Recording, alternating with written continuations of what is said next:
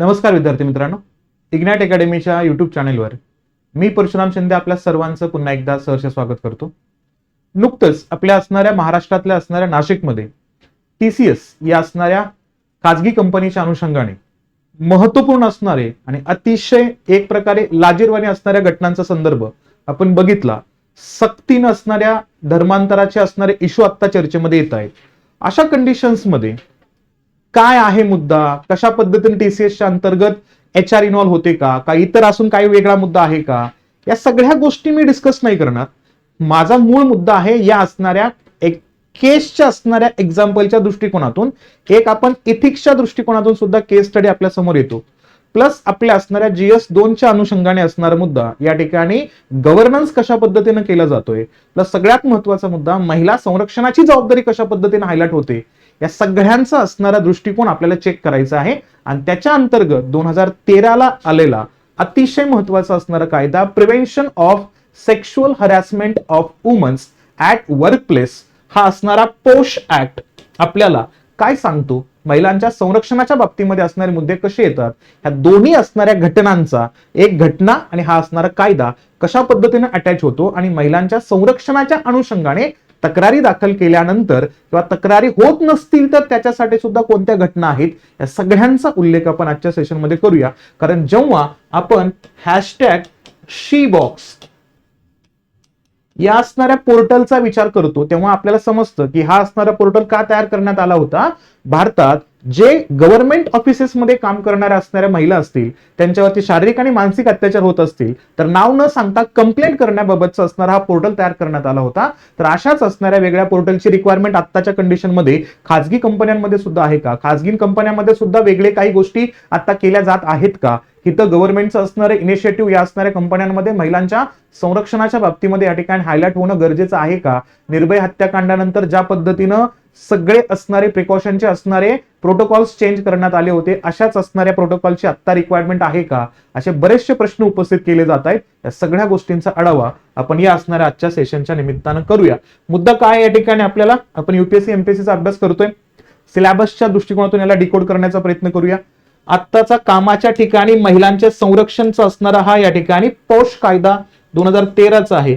त्याच्या अंतर्गत आपल्याला बघायचे GSचा पेपर 2 याच्यामध्ये प्रशासन गव्हर्नन्सचा मुद्दा या ठिकाणी खूप महत्वाचा येतो, ऍडमिनिस्ट्रेशनचाही पार्ट याच्यामध्ये खूप महत्वाचा येतो आणि ज्युडिशरी न्याय व्यवस्थेचा असणारी जबाबदारी काय आहे, उत्तरदायित्व आणि कामाच्या ठिकाणी अधिकारांची अंमलबजावणी करण्यामध्ये न्यायाधीशांची किंवा न्यायालयांची भूमिका काय, हा एक अँगल याच्यामध्ये ऍड करायचा GS पेपर 2च्या निमित्तानं.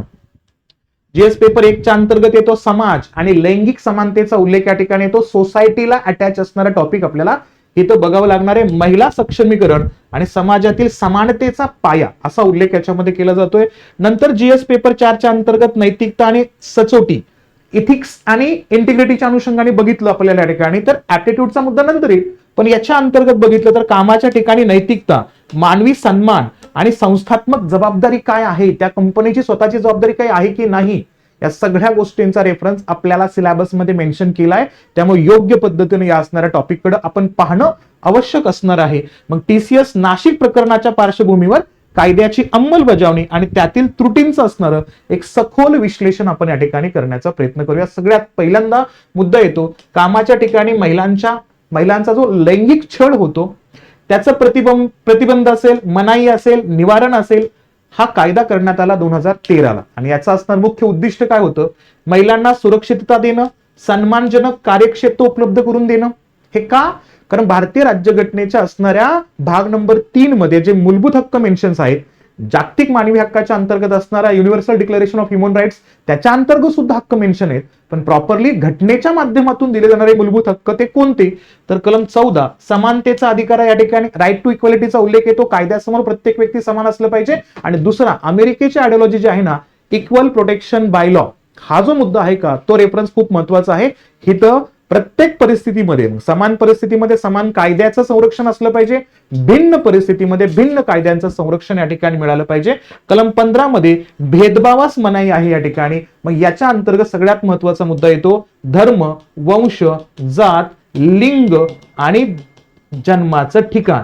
मग याच्यामध्ये लिंग समानतेचा मुद्दा खूप महत्वाचा आहे. तो नॉन डिस्क्रिमिनेशनच्या अंतर्गत असणाऱ्या या ठिकाणी कलम 15चा हक्क या ठिकाणी प्राप्त होतो. कलम 21 मध्ये जीवनाचा आणि स्वातंत्र्याचा अधिकार प्राप्त होतो. राईट टू लाईफ आणि लिबर्टीचा उल्लेख याच्यामध्ये येतो. त्यामुळं या असणाऱ्या कायद्याला खूप जास्त पॉझिटिव्हिटी आणि खूप जास्त या ठिकाणी कॉन्स्टिट्युशनल सपोर्ट मिळतो. मग या असणाऱ्या कायद्यामुळे कोणाकोणाची जबाबदारी वाढते या ठिकाणी, तर कायद्याच्या व्याप्तीचा उल्लेख केला तर सरकारी कार्यालयाच्या अंतर्गत सुद्धा हा मुद्दा आला पाहिजे, खाजगी कंपन्यांमध्ये पण आला पाहिजे, एनजीओ जे आहेत ना, स्वयंसेवी संस्था आहेत, तिथं सुद्धा हा असणारा कायदा इम्प्लिमेंट झाला पाहिजे, शैक्षणिक व वैद्यकीय संस्थांमध्ये आलं पाहिजे, घरगुती कामगारांमध्ये सुद्धा या असणाऱ्या गोष्टी आल्या पाहिजेत. जसं की वेस्ट बेंगॉल मधल्या असणाऱ्या हॉस्पिटलचा केस खूप आत्ता रिसेंटली झाला होता मागच्या वर्षीचा, तिथं सुद्धा असणाऱ्या फिजिकल हॅरॅसमेंटचा असणारा रेफरन्स खूप जास्त हायलाइट झालेला होता. या सगळ्या गोष्टींमध्ये तुम्हाला हा असणारा कायदा बघणं गरजेचं आहे, हे लक्षात घ्यायचं. मग न्याय व्यवस्थेचं यांत्रिकीकरण आणि तक्रार निवारण प्रक्रिया काय आहे, अशा असणाऱ्या घटना घडत असताना सगळ्यात पहिला मुद्दा येतो या ठिकाणी, तक्राराची नोंदणी झाली पाहिजे. आपल्या भारतामध्ये मूळ प्रश्न हाच उपस्थित होतो की भीतीपोटी किंवा अब्रू नुकसानीपोटी बऱ्याच असणाऱ्या केसेस पुढे येत नाहीत. मग अशा कंडिशनमध्ये ती घडलेल्या घटनेच्या 3 महिन्यांच्या आत लेखी तक्रार करणं बंधनकारक आहे या असणाऱ्या कायद्याच्या अंतर्गत. आणि आवश्यकतेनुसार मुदतवाढ सुद्धा शक्य आहे. कारण का, ते झालंच नाही, पॉसिबल नाहीच झालं तर त्या अनुषंगाने सुद्धा तक्रार होऊ शकते, हे लक्षात घ्यायचं. तेवढ्या 3 महिन्याच्या कालखंडात नाही झालं तर पर्याय काय असतो या ठिकाणी, हिथं या ठिकाणी कॉन्सिलिएशनचा असणारा मुद्दा असतो. म्हणजेच काय, इथं तक्रारदाराच्या विनंतीनुसार तडजोडीचा प्रयत्न याच्यामध्ये केला जाऊ शकतो, संबंधित असणाऱ्या तक्रारीचं स्वरूप काय आहे हे बघून. त्यानंतर दुसरा पर्याय काय या ठिकाणी, तर इथं ऑफिशियल इन्क्वायरी होऊ शकते. मग इथं सिव्हिल कोर्टचा उल्लेख येतो. दिवाणी न्यायालयासारख्या अधिकारांसह सखोल तपास यंत्रणा या कायद्याच्या अंतर्गत या टीमला मिळू शकते.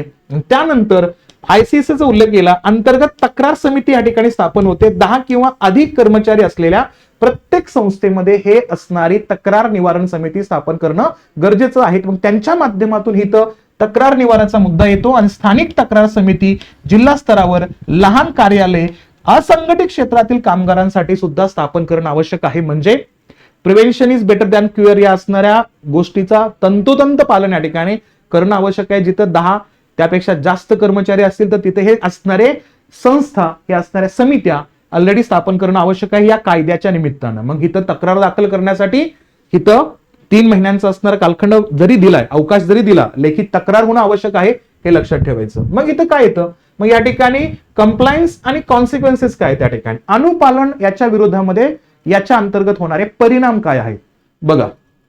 सगळ्यात पहिल्यांदा इथं जे एम्प्लॉईज आहेत ना, जे नियुक्त आहेत ना, त्यांची असणारी कर्तव्य काय, एम्प्लॉयची असणारी ड्युटीज काय, सुरक्षित वातावरण, कामाच्या ठिकाणी सुरक्षितता सुनिश्चित करणं हे एम्प्लॉयसाठी अतिशय महत्वाचं आहे. कारण का, एम्प्लॉयरला ड्युटी परफॉर्म करण्यासाठी सगळ्यात पहिल्यांदा पाहिजे तिथलं असणारं सुरक्षित वातावरण.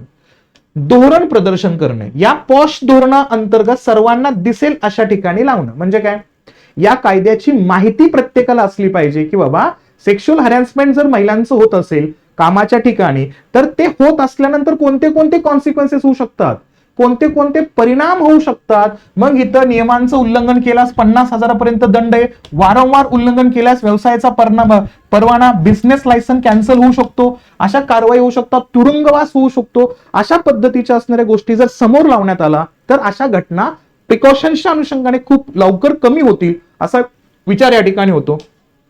प्लस काय करायचं, त्या असणाऱ्या कामाच्या ठिकाणी जनजागृती करणं आवश्यक आहे, जागृती कार्यशाळा निर्माण करणं आवश्यक आहे, कर्मचाऱ्यांसाठी नियमित असणाऱ्या प्रशिक्षण आयोजित करणं गरजेचं आहे, कायदेशीर मदत मिळाली पाहिजे, गरज भासल्यास तक्रारदाराला फर्स्ट इन्व्हेस्टिगेशन रिपोर्ट FIR ची सुद्धा नोंद करण्यासाठी अधिकार दिला गेला पाहिजे, हा उल्लेख करायचा. मग अशा परिस्थितीमध्ये आता रिसेंटली कोणत्या घटनांचा उल्लेख याच्यामध्ये दिसतो, तर सुप्रीम कोर्टाचे निर्देश 2024 ला करण्यात आला होता. सर्व सरकारी कार्यालय आणि सार्वजनिक उपक्रमांमध्ये या असणाऱ्या समित्या ज्या आहेत का लोकल लेवलला, ICCच्या असणाऱ्या समित्यांची अंमलबजावणी अधिक कठोर करण्याचे न्यायालयाचे आदेश आले. न्याय व्यवस्थेचा दबाव आता वाढत चाललेला आहे. अशातच एक घटना घडते TCS ची असणारी नाशिक, आणि या ठिकाणी लैंगिक शोषण, धार्मिक सक्ती आणि छळ असे असणारे प्रकरणाचे मुद्दे समोर येताना दिसतात. आणि प्रशासकीय अपयश काय, 70हून अधिक तक्रारी प्रशासनाकडे होते सुद्धा तरी सुद्धा दुर्लक्ष झालेलं आहे. कथित दुर्लक्ष या ठिकाणी आपल्याला मानता येऊ शकतं. कारवाई काय, FIR दाखल झालं, पोष अनुपालनाशी संबंधित अधिकाऱ्यांसह अनेकांना अटक झालं. निष्कर्ष काय? कॉर्पोरेट उत्तरदायित्व आणि आयसीसीच्या असणाऱ्या प्रभावितेवरती उपस्थित झालेले गंभीर प्रश्न आहेत. समिती काय काम करते, समिती या गोष्टींवर लक्ष ठेवते की नाही, त्या नियंत्रणावरती पूर्ण फोकस होतो की नाही, प्रत्यक्षात त्या असणाऱ्या कंपनीला सगळ्यात पहिल्यांदा जबाबदार ठरणं आवश्यक असणार आहे, तो मुद्दा या ठिकाणी हायलाइट होतोय. आणि न्यायालयाच्या अंतर्गत गेल्यानंतर न्यायालयामध्ये सुद्धा आपल्याला बरीचशी गळती दिसते, आव्हानं आहेत, धोके सुद्धा आहेत त्या ठिकाणी. जसं की बऱ्याच वेळा काय होतं या ठिकाणी, तक्रार न करणे. बऱ्याच वेळा तक्रारदार तक्रार करतच नाहीये. मग इथं काय होतं या ठिकाणी, सूड उगवला जाण्याची किंवा सामाजिक बदनामीची असणारी भीती असल्यामुळं तक्रार होत नाही, म्हणून न्यायालयाला रेस्ट्रिक्शन होतं ना. जोपर्यंत तक्रार येत नाही तोपर्यंत त्याच्यावरती कोणतीही कारवाई होऊ शकत नाहीये. कमकुवत या पद्धतीच्या असणाऱ्या समित्या आहेत, केवळ समित्या कागदोपत्री असतात, त्यांना स्वतःची असणारी ऑटोनॉमी नाहीये, स्वतःची असणारी स्वायत्तता नाहीये, प्लस काय, निपक्षपातीपणाचा अभाव या असणाऱ्या समित्यांच्या अंतर्गत दिसतो. सोबतच कॉर्पोरेट निष्काळजीपणा आहे या ठिकाणी, गॅप्स आहेत खूप जास्त. अनेक कंपन्या कर्मचाऱ्यांसाठी आवश्यक असलेले लैंगिक छळ प्रतिबंधक जागृती सत्रे, प्रशिक्षण कोणत्याच पद्धतीने आयोजित करत नाहीयेत. आणि अजून महत्वाचा मुद्दा, मॉडर्निटीच्या नावाखाली सुद्धा बऱ्याच गोष्टी या ठिकाणी खपवून घेतल्या जातात. आणि असंघटित क्षेत्रातील त्रुटी आहेत. आपल्या भारतामध्ये अनऑर्गनाइज सेक्टरचं प्रमाण आहे 85%, ऑर्गनाइज सेक्टरचं प्रमाण आहे 15%. मग 85% कामं करत असाल अशा कंडिशन्स मध्ये कोणत्या पद्धतीचं संरक्षण मिळणार, कशीच असणारी श्युरिटी नाहीये. त्यासाठी भारताला एक सक्षम पद्धतीनं अनऑर्गनाइज सेक्टरवरती निर्णय घेणं गरजेचं आहे. जसं घरगुती कामगार असतील, शेतमजूर असतील, अशा घटकांना कायद्यात स्थान असून सुद्धा प्रत्यक्ष अंमलबजावणीमध्ये हे वगळले जातात. या सगळ्या घटकांचा सकारात्मक विचार करणं आवश्यक असणार आहे. म्हणून फक्त या घटकांकडे एखादी न्यूज म्हणून न बघता आपण युपीएससी करणारे, एमपीएससी करणारे असणारे विद्यार्थ्यांना मेन्स मध्ये लिहायचे आहेत मुद्दे, आणि ते लिहिण्यासाठी आपल्याला या ठिकाणी एक धोरणात्मक उपाययोजनेची गरज आहे. अकाउंटेबिलिटी त्या ठिकाणी आपल्याला मांडायचं आहे आणि त्यासाठी ऍक्शन घेणं सुद्धा गरजेचं आहे. मग इथं ऍक्शनेबल रिकमेंडेशन्स काय सांगण्यात आलेले आहेत, तर एम्प्लॉईसाठी काय असेल, प्रत्येक असणाऱ्या एम्प्लॉईजनी त्या असणाऱ्या कंपनीमध्ये सगळ्यात पहिल्यांदा डिमांड करायची अशी असणारी समिती स्थापन झाली पाहिजे. आयसीसीची पूर्ण स्वायत्तता, कार्यक्षमता सुनिश्चित केली पाहिजे. जे त्या टीम मध्ये असणारे मेंबर्स असतील ज्यांच्याकडे तक्रार करायचे, त्यांच्याकडे अधिकार असले पाहिजेत, अशी डिमांड प्रत्येक असणाऱ्या कर्मचाऱ्यांनी केलं पाहिजे. आणि या संस्थेमध्ये नियमित या असणाऱ्या अवेअरनेसचा मुद्दा आला पाहिजे. सेक्शुअल हॅरॅसमेंटच्या अनुषंगाने अवेअरनेस झालं पाहिजे. इथं संवेदनशीलता त्या ठिकाणी रुजवणं गरजेचं आहे. तो असणारा इश्यू किती महत्वाचा आहे हा हायलाइट करणं गरजेचं आहे. निनावी तक्रार प्रणाली सुद्धा असली पाहिजे. ऑटोनॉमस रिपोर्टिंग सुद्धा असले पाहिजे, जेणेकरून व्यक्ती स्वतःच्या असणाऱ्या नावाचा एक प्रकारे अब्रू नुकसान होऊ शकते म्हणून तक्रार दाखल करणार नाहीत, हे प्रमाण कमी होणार आहे. सोबतच पॉलिसीज ठरवली पाहिजे आपल्या संसदेनं, राज्य विधिमंडळानं. त्याच्यावरती कामकाजावरती, या समित्यांच्या कामकाजावरती कठोर नियंत्रण झालं पाहिजे, अशा पद्धतीचे कायदे आणले पाहिजे. गिग इकॉनॉमी, आपल्या भारतामध्ये गिग इकॉनॉमी अतिशय महत्वाची आहे. म्हणजे काय, झोमॅटो, स्विगी सारखे असणारे कंपन्या ज्या आहेत का, ते एक प्रकारे गिग इकॉनॉमी मध्ये येतात. म्हणजे जे प्रत्यक्षात अनऑर्गनाइज सेक्टरमध्ये काम करणारे लोक असतात ना, सगळे या गिग इकॉनॉमी मध्ये येतात. त्यांच्यासाठी अनौपचारिक क्षेत्रातील कामगारापर्यंत कायद्याची व्याप्ती वाढवणं आवश्यक असेल. कायदा तयार करणाऱ्यांनी हा विचार घेतला पाहिजे. मग आता युपीएससीचा आणि एमपीएससीचा अभ्यास करणाऱ्या विद्यार्थ्यांसाठी काय पाहिजे, तर हा पॉश कायद्याला मूलभूत घटनात्मक अधिकार आहेत. सोबतच सस्टेनेबल डेव्हलपमेंट गोल मधला असणारा गोल नंबर 5 लक्षात ठेवायचा आपल्याला. लैंगिक समानता, जेंडर इक्वॅलिटीच्या मुद्द्याशी हा जोडलेला आहे. उत्तरदायित्व असणारा हिथं या ठिकाणी विश्लेषण लक्षात घ्यायचं आपल्याला. केस स्टडीचा उल्लेख करायचा आहे. टीसीएस असणाऱ्या नाशिक मधल्या केस स्टडीचा उल्लेख करून आपल्याला प्रशासकीय दृष्टिकोनातून जबाबदारी कोणाची हायलाइट होते, हिथं इथिकल व्हॅल्यूज कशा पद्धतीने सेट होतात, या सगळ्या गोष्टींचा विचार करायचा आहे. जमलंच तर त्या ठिकाणी आपल्याला मेटा इथिक्सचा रेफरन्स कशा पद्धतीने आणायचा आहे आणि तिथं गव्हर्नमेंटचा रोल कसा आहे हे जरी तुम्ही याच्यामध्ये बघण्याचा प्रयत्न केला तरी सुद्धा सफिशियंट होईल. तुमच्या असणाऱ्या परीक्षेच्या दृष्टिकोनातून याची क्लॅरिटी या ठिकाणी येणार आहे. ठीक आहे, मग आपल्याला या घटनेचा रेफरन्स काय आहे, कशा पद्धतीनं कोणत्या धर्माचा उल्लेख केला गेलेला आहे, याच्याही पुढे जाऊन आपल्याला काय करायचंय, युपीएससी एमपीएससीच्या असणाऱ्या मेन्ससाठी आपल्याला हा टॉपिक अशा पद्धतीने अभ्यास करायचा आहे. Posh prevention of sexual harassment of woman in a workplace या असणाऱ्या 2013च्या कायद्याचा अँगल घेऊन जबाबदारी गव्हर्नमेंटची, जबाबदारी न्याय व्यवस्थेची, जबाबदारी कंपनीची, जबाबदारी कर्मचाऱ्यांची आणि जबाबदारी बघ्यांची सुद्धा आहे, हे लक्षात घ्यायचंय. मग या सगळ्या मुद्द्यांबाबत तुमचं मत काय हे नक्की कमेंट सेशन मध्ये मांडा. सेशन आवडलं असेल तर लाईक करा, जास्तीत जास्त विद्यार्थ्यांपर्यंत शेअर करा आणि चॅनलवरती नवीन असाल तर सबस्क्राईब नक्कीच करा. भेटूया आपण अशाच पुढच्या सेशन मध्ये. तोपर्यंत काळजी घ्या आणि अभ्यास करत राहा. थँक्यू.